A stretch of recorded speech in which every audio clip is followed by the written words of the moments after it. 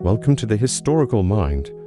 For centuries, the Habsburg dynasty built an empire on a simple, powerful strategy, marriage. But this tool of their success concealed a fatal flaw, a genetic time bomb ticking through generations. Today, we examine the man who was the epicenter of that explosion, King Charles II of Spain. He was a king so physically and mentally broken that his people believed he was bewitched. But the truth isn't supernatural, it's biological, a terrifying case study in what happens when a royal bloodline turns in on itself. This is the story of the curse they created.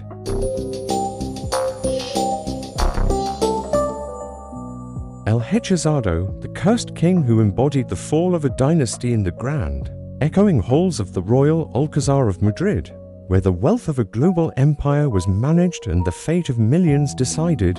A genetic curse, embodied in the frail body of its king, was strangling the most powerful dynasty on earth. It was not the shadow of war or famine that loomed largest, but the single, tragic figure of King Charles II of Spain. He was the last of the Spanish Habsburgs, a name that for centuries had inspired awe and commanded respect. But Charles was not a figure of power. He was a living relic of his family's fatal flaw. A man so physically and mentally afflicted that his subjects, his court, and even he himself believed he was the victim of a powerful and malevolent curse. He was known not as Charles the Great or Charles the Conqueror, but by the whispered, fearful title that would define his legacy, Hechizado the Bewitched. A dynasty's deadly secreto understand the curse that fell upon Charles II.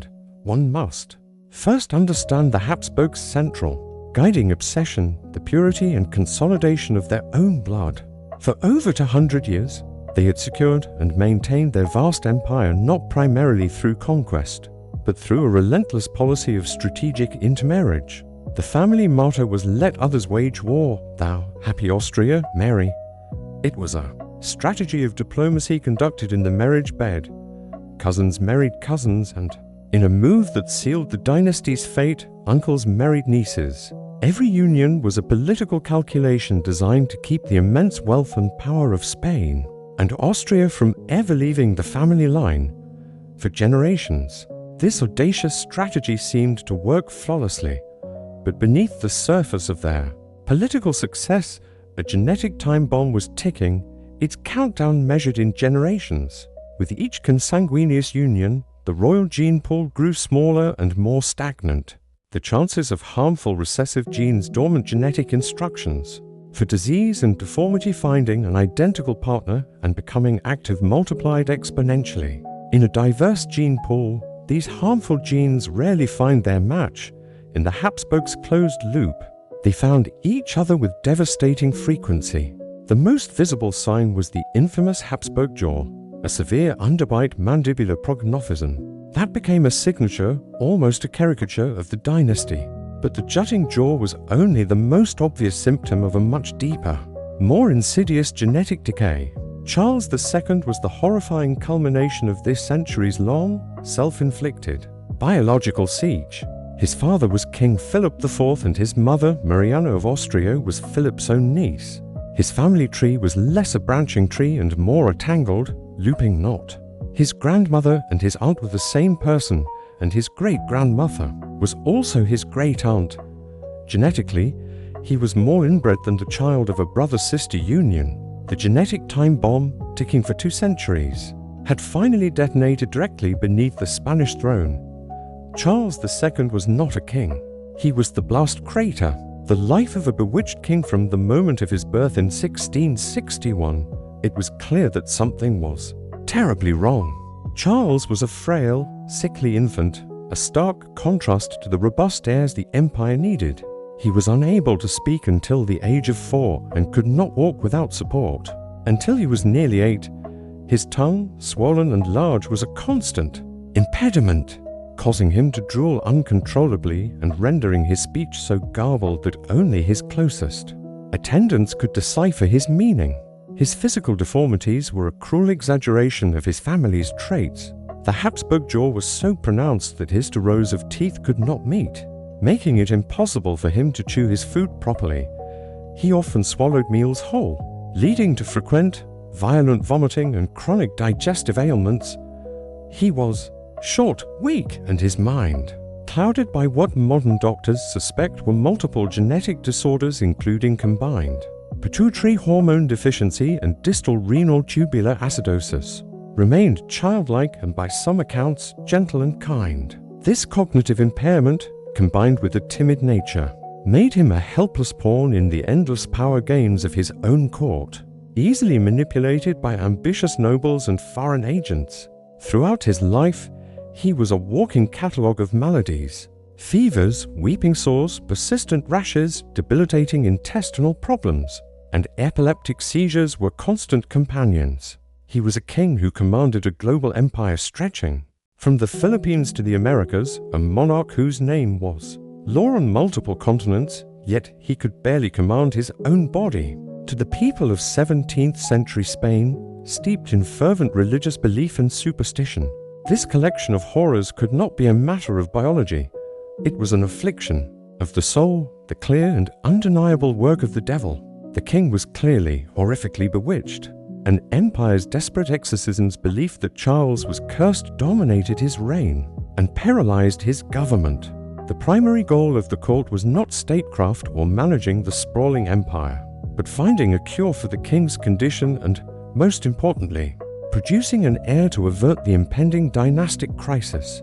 When his first wife, the beautiful and vivacious Marie-Louise of Orleans, failed to conceive after a decade of marriage, the blame was placed squarely on witchcraft and demonic interference. The court, having exhausted the limits of medicine, turned desperately from physicians to priests and exorcists. The king of the world's greatest empire was subjected to bizarre and humiliating rituals. Exorcists, summoned from across the Catholic world, commanded him to swallow holy relics, anointed his frail body with consecrated oils, and performed elaborate, days-long ceremonies to cast out the demons they believed were responsible for his infertility and ill health. Foreign ambassadors wrote home with a mixture of pity and astonishment, describing how the fate of the Spanish Empire now rested entirely on prayers, incantations, and holy water. In one of the most macabre and desperate acts, the court even ordered the royal crypt to be opened. A distraught and weeping Charles II was made to look upon and even touch the decaying corpses of his ancestors, including his mother. The hope was that this visceral, horrifying confrontation with his own lineage might somehow shock his system and break the curse, but no ritual, however fervent, could fix his broken genes. His second wife, Maria Anna of Neuburg, also failed to produce an heir. It became terrifyingly clear to all of Europe that with Charles II, the Spanish Habsburg line would die. The death of a dynasty, and a King Charles to limp through his final years, a ghost haunting his own palace, his body giving way long before his spirit. By his 30s, he was completely bald, nearly toothless, and so stooped and frail that he appeared to be an old man. His death in 1700, just before his 39th birthday, was as horrifying as his life had been. After a lifetime of prayers and exorcisms, the final verdict on the king's condition came not from a priest, but from a physician's blade. The autopsy report was a cold, brutal litany of horrors, a scientific confirmation of the curse everyone had long suspected. The doctor who performed it wrote that the king's body did not contain a single drop of blood. His heart was the size of a peppercorn, his lungs corroded, his intestines rotten and gangrenous. He had a single testicle, black as coal, and his head was full of water. His death without an heir, as feared, immediately plunged Europe into the devastating War of the Spanish Succession, a continent-spanning conflict that would redraw the map of power. For the next century, the great powers who had been circling the ailing Spanish Empire for years now descended to fight over the spoils of the throne he left vacant. The Habsburg dynasty in Spain was over. The tragic story of Charles II is a stark historical lesson in the folly of pride. He was not bewitched by a sorcerer's spell, but by the curse of his own bloodline.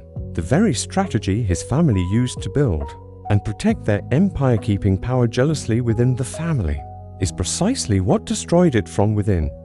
He was the final Tragic price paid for centuries of dynastic ambition, a king so broken by his inheritance that an entire empire, unable to face the scientific truth of its own self-inflicted wound, chose to believe in a supernatural one, concluding he must be the work of the devil.